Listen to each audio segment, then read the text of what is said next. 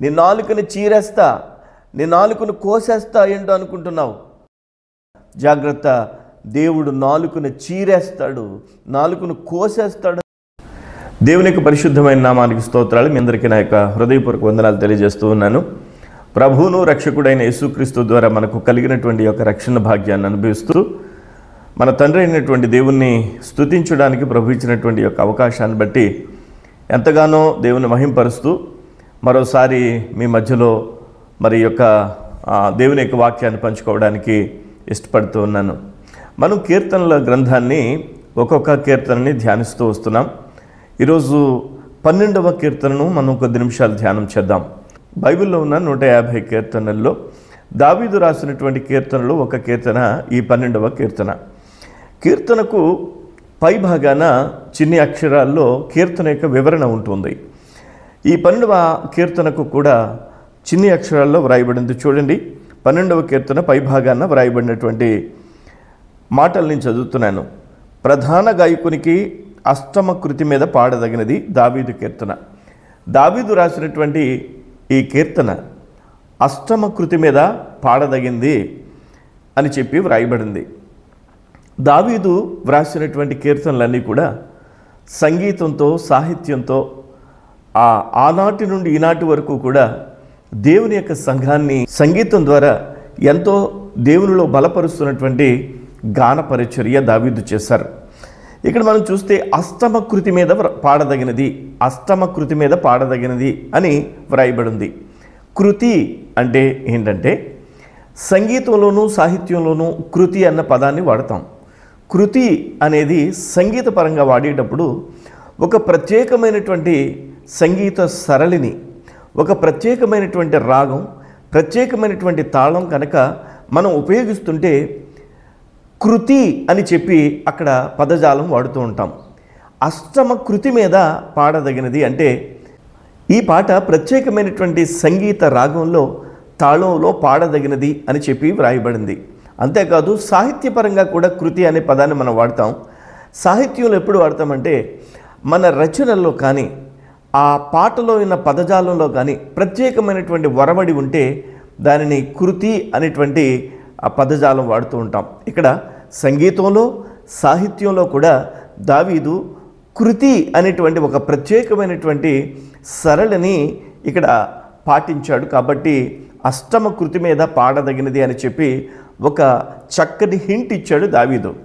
సరే, మనం సంగీతం అంతగా నేర్చుకోక్కర్లేదు కీర్తనలు చదవడానికి, సాహిత్యం కూడా అంతగా పండితులం అయిపోక్కర్లేదు. కానీ మనందరికీ అర్థమయ్యేటువంటి భాషలో ప్రభువారు పరిశుద్ధాత్మ ద్వారా ఈ కీర్తన మనకు బోధించనివ్వండి. చూడండి, 12వ కీర్తన మొదటి వచనం చదువుతున్నాను. యెహోవా నన్ను రక్షింపుము, భక్తి గలవారు లేకపోయిరి, విశ్వాసులు నరులలో నుండకుండా గతించిపోయిరి. వ్రాయబడింది భక్తి గలవారు లేకపోయిరి, విశ్వాసులు నరులలో నుండకుండా గతించిపోయిరి. దావీదు రాస్తూ అంటాడు, యెహోవా నన్ను రక్షింపము. దేవుడైనటువంటి యెహోవాని అడుగుతున్నాడు నన్ను రక్షించని. ఎందుకంటే భక్తి గలవారు లేరు, విశ్వాసులు నరులలో నుండకుండా గతించిపోయారు. నరులున్నారు, నరులలో విశ్వాసులు లేరు. దేవుని యందు భక్తి కలిగినటువంటి వారు లేరు. నరులున్నారు, వాస్తవంగా ఈ రోజున నరులున్నారు, ప్రజలున్నారు, దేవుని యందు భక్తి కలిగినటువంటి ప్రజలు లేరు. ప్రజలున్నారు, నరులున్నారు, కానీ దేవుని యందు విశ్వాసం ఉన్నటువంటి నరులు లేరు అని ఆనాటి కాలంలో దావీదు చెప్పినటువంటి మాట ఈనాడు కూడా మనకి గుర్తొస్తూ ఉంది. 2వ వచనాన్ని చదువుతున్నాను. అందరూ ఒకరితో ఒకరు అబద్ధములాడుదురు, మోసకరమైన మనసు గలవారై ఇచ్చకములాడు పెదవులతో పలుకుదురు. అందరూ ఒకరితో ఒకరు అబద్ధములాడుదురు. అబద్ధానికి జనకుడెవరు? సాతానే కదా. అబద్ధం సృష్టించింది సాతాను, నిజాన్ని దాచిపెట్టింది సాతాను, నిజాన్ని వక్రీకరించింది సాతాను. అందరూ ఒకరితో ఒకరు అబద్ధములాడుతారు. ఈరోజు ఎక్కడ చూసినా అబద్ధమే రాజ్యం ఏలుతుంది. నిజము లేదా సత్యము ప్రబలిన దానికంటే అసత్యము విరివిగా ప్రబలమైపోతుంది. ప్రజల్లోకి చొచ్చుకు వెళ్ళిపోతుంది అసత్యం. కానీ సత్యమే నిలుచును, సత్యమే స్థిరపరచబడును. అందరూ ఒకరితో ఒకరు అబద్ధములాడుదురు, మోసకరమైన మనసు గలవారే ఇచ్చుకములాడు పెదవులతో పలుకుదురు.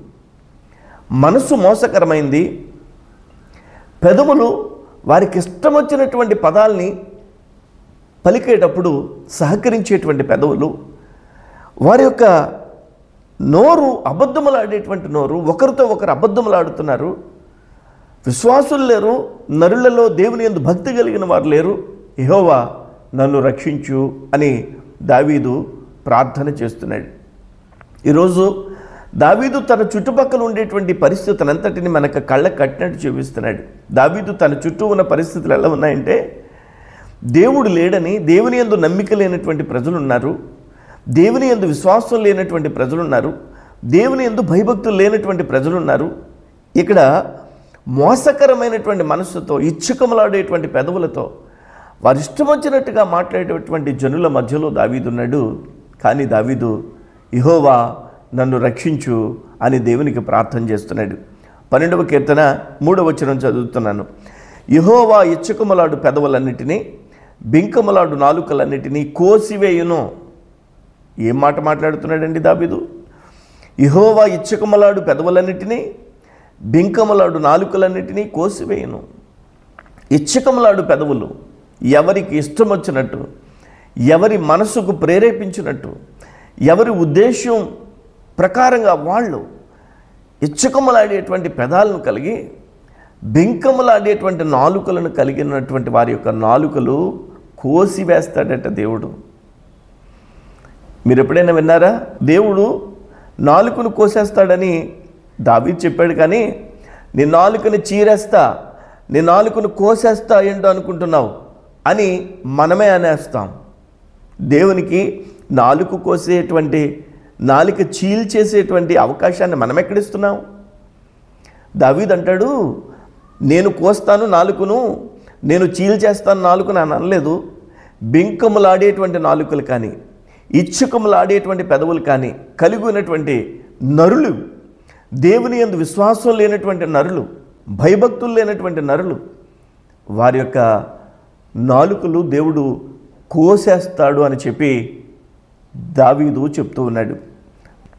4వ వచనం, మా నాలుకల చేత మేము సాధించదము, మా పెదవులు మావి, మాకు ప్రభు ఎవడని వారు అనుకుందరు. నిజమే, ప్రజలు అనుకుంటున్నారు, నరులు అనుకుంటున్నారు ఈరోజు, ప్రభు ఎవరండి, దేవుడు ఎవరండి, యేసుక్రీస్తు ఎవరండి అని అనడం లేదా? ప్రభు ఎవడని వారందరూ. ప్రభు అంటే ఎవడో తెలియనటువంటి ప్రజలు పలికేటువంటి మాట. ఎవడు ప్రభు అంటే? బింకములాడేటువంటి, ఇచ్చకములాడేటువంటి పెదవులు కలిగినటువంటి, దేవుని యందు భయభక్తులు లేనటువంటి ప్రజలు మాట్లాడేటువంటి మాట. మా పెదవులు మావి, మాకు ప్రభు ఎవడని వారు అనుకుందరు. మా నాలుకల చేతను మేము సాధించదము, మేము మాట్లాడితే ఏదైనా సాధించేస్తాం, మా మాట ద్వారా ఏదైనా సాధించేస్తామని ప్రజలు, నరులు అనుకుంటున్నారు. అందుకనే ఇష్టం వచ్చినట్టుగా మాట్లాడుతున్నారు. ఒక అదుపు లేకుండా, దేవుని యందు భయభక్తులు లేకుండా ఇష్టం వచ్చినట్టుగా మాట్లాడుతున్నటువంటి నరుల కొరకు దావీదు చెప్తున్నటువంటి మాట, జాగ్రత్త, దేవుడు నాలుకను చీరేస్తాడు, నాలుకను కోసేస్తాడని చెప్పి దావీదు చెప్తున్నాడు. 5వ వచనం చదువుతున్నాను. బాధపడు వారికి చేయబడిన బలాత్కారమును బట్టియో, దరిద్రుల నిట్టూర్పులను బట్టియో నేనిప్పుడే లేచెదను. దేవుని మాట దావీదు తన నోట పలుకుతున్నాడు. బాధపడు వారికి చేయబడిన బలాత్కారమును బట్టి, బాధపడు వారిని బలాత్కారం చేస్తున్నారు నరులు. బాధపరచబడు వారిని బలాత్కారము, మాటతో, క్రియతో, నాలుకతో, పెదవులతో బలాత్కారము చేస్తున్నారు. అలాంటి బాధపడు వారికి, బాధపరచబడిన వారికి, బాధపడు వారికి చేయబడిన బలాత్కారమును బట్టి, దరిద్రుల నిట్టూర్పులను బట్టి నేను ఇప్పుడే లేచెదను అని అంటాడు. దరిద్రుల నిట్టూర్పులు. నిజమే, దరిద్రులు నిట్టూర్పులే విడుస్తారు. మీకు గుర్తుందా? ధనవంతుడు ఒకడు ఉండెను, లాజరు అని ఒక దరిద్రుడు ఉండెను. మీరు విన్నారు కదా. ధనవంతుడు ఉన్నాడు, లాజరు అనే దరిద్రుడు ఉన్నాడు. ఆ దరిద్రుడు చివరికి ఎక్కడ కూర్చున్నాడు? తన మరణం తర్వాత అబ్రహాము రొమ్మును ఆనుకుని కూర్చున్నాడు, అబ్రహాము ఒడిలో. ధనవంతుడు ఎక్కడ కూర్చున్నాడు? ఎక్కడున్నాడు? నరకంలో, నరకాగ్నిలో కాలిపోతూ ఉన్నాడు. దరిద్రుడు అనేవాడు బైబిల్లో ఈ లోకం అన్నటువంటి దరిద్రత గురించి కాదు. ఈ లోకంలో, ఈ జీవితంలో ఉండడం లేకపోవడాన్ని బట్టి దరిద్రత అని చెప్పి వాక్యం వ్రాయబడలేదు. దరిద్రత అనేది దేన్ని సూచిస్తుందంటే ఆధ్యాత్మికంగా సర్వోన్నతుడైనటువంటి సర్వశక్తి కలిగినటువంటి దేవుణ్ణి కోల్పోవడమే దరిద్రత. సర్వశక్తి కలిగినటువంటి దేవుణ్ణి ఎరుగుకుండుటే దరిద్రత. ప్రభు ఎవడు అనేటువంటి వాడే దరిద్రుడు. తన నాలుకతో దేవుని స్తుతించకుండా ఇచ్చకములాడేవాడే, పెదవులతో ఇచ్చకములాడేవాడే, ఈ నాలుక నాది, ఈ పెదవులు మావి, దేవుడెవడు, ప్రభు ఎవడు అని పలికేవాడే దరిద్రుడు. వాడే కదా దరిద్రుడు. ఈ లోకంలో తిండి లేక, సౌకర్యాలు లేక ఉన్నవాడు దరిద్రుడు కాడు. ఆధ్యాత్మికంగా దేవుణ్ణి కోల్పోయినవాడు, దేవునితో సహవాసం లేనివాడు దరిద్రుడు. అలాంటి దరిద్రుల నిట్టూర్పులను బట్టి నేను ఇప్పుడే లేచెదను, రక్షణను కోరుకున్న వారికి నేను రక్షణ కలుగు చేసేదను అని యెహోవా సెలవిచ్చుచున్నాడు. దరిద్రుడు నిట్టూర్పులు విడిస్తే దేవుడు ఊరుకోడు. రక్షణను కోరుకునేవాడు రక్షణ కోరుకుంటే దేవుడు ఊరకనే ఊరుకోడు. నేనిప్పుడే లేచెదను అని దేవదేవుడు చెప్తూ ఉన్నాడు. 6వ వచనం, యెహోవా మాటలు పవిత్రమైనవి. మరి దేవుని యందు భయభక్తులు లేనటువంటి వారి మాటలు, ఇచ్చకములాడు పెదవులు ఉన్నటువంటి మాటలు, అవి అపవిత్రములైనవి. దేవుని యందు భయభక్తులు లేనటువంటి వారు పలికే మాటలు అపవిత్రమైనవి అయితే యెహోవా మాటలు పవిత్రమైనవి. అవి మట్టి మూసలో 7 మారులు కరిగి ఊదిన వెండి అంత పవిత్రములు. అవి మట్టి మూసలో 7 మారులు కరిగి ఊదిన వెండి అంత పవిత్రములు. వెండి బంగారాన్ని మూసలో వేడి చేస్తారు, అది పవిత్రపరచబడ్డానికి. ఆ లోహంలో ఏమాత్రం కల్మషం లేకుండా పవిత్రమైనదిగా చక్కని లోహంగా ఉండడానికి వెండిని బంగారాన్ని ఆ మూసలో వేడి చేస్తారు. అట్టి మూసలో 7 మారులు కరిగి ఊదిన వెండి అంత పవిత్రములు యెహోవా మాటలు అని చెప్పి దావీదు పలుకుతూ ఉన్నాడు. దేవుని మాటలు పవిత్రమైనవి, దేవుని మాటలు పరిశుద్ధమైనవి. నరుని మాటలు, ఏ నరుడైతే దేవుని యందు భయభక్తులు కలిగి ఉండడో, ఏ నరుడైతే ప్రభువుని ఎవడు ప్రభు అని అంటాడో ఆ నరుని యొక్క మాటలు అపవిత్రమైనవిగా ఉంటాయి. 7వ వచనం చూడండి, యెహోవా నీవు దరిద్రులను కాపాడెదవు, ఈ తరము వారి చేతుల నుండి వారిని నిత్యము రక్షించెదవు. దరిద్రుల్ని కాపాడేటువంటి వాడు మన దేవుడైన యెహోవా. ఈ తరము వారి చేతుల నుండి వారిని నిత్యము రక్షించెదవు. ఈ తరము వారిలో దేవుని కలిగిన వారు, దేవునితో సహవాసం చేస్తున్నవారు, దేవుని యందు భయభక్తులు కలిగిన వారు, తమ నాలుకలతో దేవుని స్తుతించేవారు, పెదవులతో దేవుని మహిమపరిచేవారు, హృదయాంతరంగం నుంచి దేవుని నామాన్ని మహిమపరిచేవారు అరుదు, చాలా తక్కువ. నరులు దేవుణ్ణి మరిచిపోయారు. దేవుని విశ్వాసం కలిగినటువంటి నరులు లేరు. విశ్వాసులు నరులలో ఉండకుండా గతించిపోయారు. కాబట్టి దరిద్రుల పక్షంగా దేవుడుండి దరిద్రుల్ని కాపాడుతాడు. ఈ తరము వారి చేతుల నుండి వారిని నిత్యము రక్షించదవు. ఎవరైతే లాజరు వలె ఈ లోకంలో లోకం అనుకున్నటువంటి దరిద్రతను అనుభవిస్తూ కూడా మరి దేవుని యొక్క మహా కృప కలిగిన సహవాసాన్ని కలిగి ఉంటారు. ఈ లోకంలో సుసంపన్నుడు అయినటువంటి ధనవంతుడు తాను కన్నీ ఉండి కూడా ఆధ్యాత్మికమైనటువంటి దరిద్రత. యెహోవా నీవు దరిద్రులను కాపాడెదవు, ఈ తరము వారి చేతుల నుండి వారిని నిత్యము రక్షించదువు. నిజమే, దరిద్రులను దేవుడు కాపాడుతాడు. లాజరు వంటి దరిద్రుడు ఈ లోకంలో ఏమున్నాయో ఏమి లేకపోయినా దేవుని యందు విశ్వాసం కలిగి, దేవుని యందు మరి భయభక్తులు కలిగి, దేవుని వెంబడించేటువంటి మనసున్నటువంటి మనిషిగా లాజరు వలె జీవిస్తున్నటువంటి దరిద్రులకు దేవుడు తోడుగా ఉండి నిత్య రాజ్య వారసత్వాన్ని ఇస్తాడు. ధనవంతుడు ఉన్నాడు, కానీ ఆ ధనవంతుడు నిత్య రాజ్య వారసత్వాన్ని కోల్పోయాడు.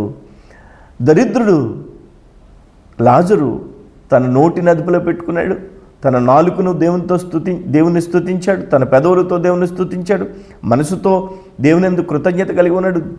మరి ధనవంతుడైతే తాను బెంకములాడే మాటలు, పొగరబోతు మాటలు, తనకిష్టం వచ్చినటువంటి తన నాలుక ఎలా మరి నరములేని నాలుక అన్నట్లుగా తనకిష్టం వచ్చినట్లుగా మాట్లాడాడు ధనవంతుడు.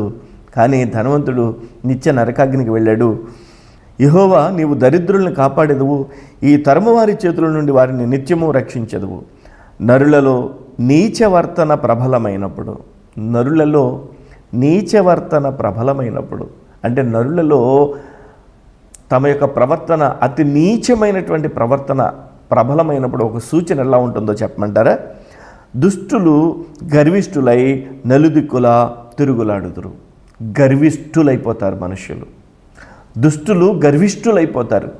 అబద్ధములాడేటువంటి, బెంకములాడేటువంటి, తమ నాలుకతో దేవుని మహిమపరచకుండా తమ నాలుకతో సమస్తాన్ని సాధిందామనుకునేటువంటి ప్రజలు, ప్రభు ఎవడని ప్రశ్నించేటువంటి ప్రజలు గర్విష్ఠులైపోతారట, నలుదిక్కులా తిరుగుతారట. గర్వానికి ముందు నాశనం ఉంటుంది. గర్వము నాశనానికి దారి తీస్తోంది. కాబట్టి గర్వముతో ఉండేటువంటి ప్రజలను దేవుడు నిత్య నరకాగ్నికి తీసుకెళ్ళబోతున్నాడు. దేవుని యందు విశ్వాసం ఉంచుదాం, దేవుణ్ణి కలిగి ఉందాం. దావీదు చుట్టూరా ఉన్న పరిస్థితులు, నరులందరూ దేవుని విడిచిపెట్టిన దావీదు మాత్రం యెహోవా నన్ను రక్షించు అని పాడుతున్నాడు. దేవుణ్ణి యందు విశ్వాసం ఉంచుదాం. ప్రభువులో నమ్మకమైనటువంటి విశ్వాసంతో ముందుకు సాగిపోదాం. నరులంతా ప్రభువుని విడిచిపెట్టిన, నరులందరూ దేవుని విడిచిపెట్టిన, నరులందరూ బెంకములాడేటువంటి ప్రజలైనా మనము మన దేవుడైనటువంటి యెహోవాను ప్రభువా రక్షించుమని అడుగుదాం. మన ప్రభు అయినటువంటి యేసు క్రీస్తు ద్వారా వచ్చిన రక్షణ భాగ్యాన్ని అనుభవించుదాం. నిత్య రాజ్య వారసత్వానికి, అబ్రహాము యొక్క ఆ యొక్క వారసత్వంలో, పరలోక రాజ్యంలో, నిత్యానందంలో మనందరం సాగిపోదాం. మనందరం కూడా ప్రభు యొక్క కృపలో మార్గమై ఉన్న యేసు ద్వారా పరలోక రాజ్య వారసత్వాన్ని పొందుకుందాం. దేవుడి మాటల్ని దీవించి ఆశీర్వదించునుగాక. దేవుడే మహిమ పొందునుగాక. ఆమెన్. మీరు ఒకవేళ ఈ వీడియో మొట్టమొదటిసారిగా చూస్తుంటే సబ్స్క్రైబ్ చేయండి. ఈ వీడియో ద్వారా మీరు ఆశీర్వదించబడితే షేర్ చేయండి. మీరు సబ్స్క్రైబ్ చేస్తే బెల్ బటన్ని ఆల్ అనేటువంటి చోట నోటిఫికేషన్స్ పొందడానికి మీరు క్లిక్ చేస్తే నేను మాట్లాడేటువంటి ప్రతి వీడియో కూడా మీకు నోటిఫికేషన్ వస్తుంది, మీరు చూడడానికి అవకాశం ఉంటుంది. ఓకే, దేవుడు మిమ్మల్ని దీవించునుగాక. Amen, amen.